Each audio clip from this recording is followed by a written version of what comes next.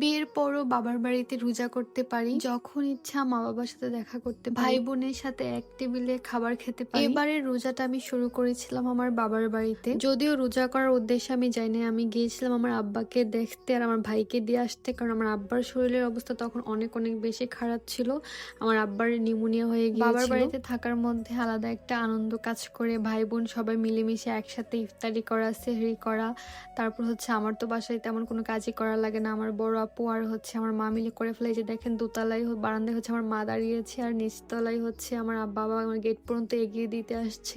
মানে আমি এত ইমোশনাল হয়ে যাই যখন ওরা আমাকে মানে নিচ পর্যন্ত দিয়ে যায়। আমি বারবার বলি যে আমাকে আগে দিতে হবে না, আগে দিতে হবে না, তারপরও আসে। বাসার নিচের থেকে আমি রিক্সায় উঠি, তারপরও আমার অনেক খারাপ লাগে। আর আমি এই জিনিসগুলো আমি অনেক বেশি মিস করবো। আল্লাহ আমি চাই যে আমার মা বাবাকে সবসময় বাঁচিয়ে রাখুক। আমি আমার আব্বা আমার বাসা থেকে কখনো খালি হাতে আসতে পারি না, ওরা ব্যাগ ভর্তি আমাকে খাবার দিয়ে দেয়। আর এবার এসে দেখি আমার পার্সেলও অনেকগুলা জমেছিল, প্রায় 3টা পার্সেলের মতো, যেগুলা কিনা আমি আসলে আমার থাকার প্রিপারেশন ছিল না, যার জন্য আমি অর্ডার দিয়ে গিয়েছিলাম। আর কিছু পিয়ারের পার্সেলও এখানে আছে। তো এগুলোই আমি আসলে দেখতেছিলাম বসে বসে, কারণ আমি যেই টাইমে আসছিলাম ওই টাইমে লিফট বন্ধ ছিল। আর রোজা রেখে আমার 9 তলা আমার পক্ষে ওঠা একদমই সম্ভব না, কারণ আমি আজকে অনেক লং জার্নি করে আসছি। ইদানিং ট্রেন অনেক বেশি লেট করে, যার জন্য আমার অনেক কষ্টও হয়ে গিয়েছে। আর এত রোদ ছিল, এত ধুলাবালি, সবকিছু মিলে আমি একদম বিধ্বস্ত ছিলাম। তার জন্য ভাবলাম যে আধা ঘন্টা নিচে বসেই থাকি, কারণ আমাদের বাসার লিফট আবার 2:30 থেকে 4টা পর্যন্ত বন্ধ থাকে। তার জন্য এখন আলহামদুলিল্লাহ আগে থেকে অনেকটা সুস্থ হয়েছে।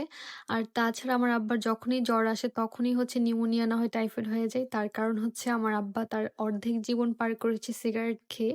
তার জন্য দেখা যায় তার ফুসফুস অনেক বেশি দুর্বল। এখন শেষ বয়সে গিয়ে দেখা যায় অল্পতে মানে 2 দিন পর পরই হচ্ছে জ্বর চলে আসে। লিফট খোলার পর আমি আমার পার্সেলের ব্যাগটা নিয়ে হচ্ছে উপরে উঠে গেলাম, কারণ সবগুলো আসলে হাতে জায়গা হইতেছিল না। আর আমার এই ব্যাগের হচ্ছে বাজারের ব্যাগের কাড়াটা ছিঁড়ে গেছিল, যার জন্য আমার আনতে আরেকটু অসুবিধা হইছে। আর এই অনেকদিন পর নিজের বাসার দরজাটা খুললাম। আসলে আমি না বুঝি না আমি আসলে কোথায় থাকবো। আমার এখানেও থাকতে মনে চায়, আবার আমার আমার বাবার বাড়িতেও থাকতে মনে চায়। আমার 2 জায়গাতেই থাকতে মনে চায়। আমি ওইখানে যদি কয়দিন থাকি তাহলে আমার মনে হয় আমি যে এইখানে চলে আসি, আর এইখানে থাকলে আমার মনে চায় যে আমি ওইখানে চলে যাই।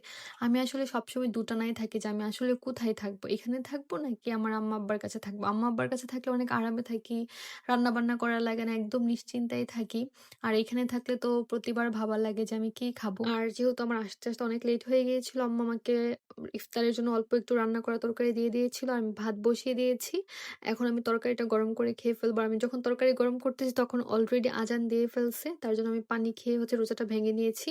আর তরকারিটা গরম করতেছিলাম খাওয়ার জন্য। এই হচ্ছে আমার আজকের ইফতার। ভাত খেলাম আজকের ইফতারে।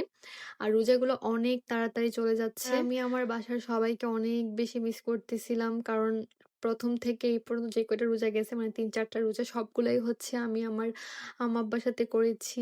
তার জন্য তাদেরকে অনেক মিস করতেছিলাম। আসলে মেয়েদের নিজের বলতে কোনো কিছু হয় না।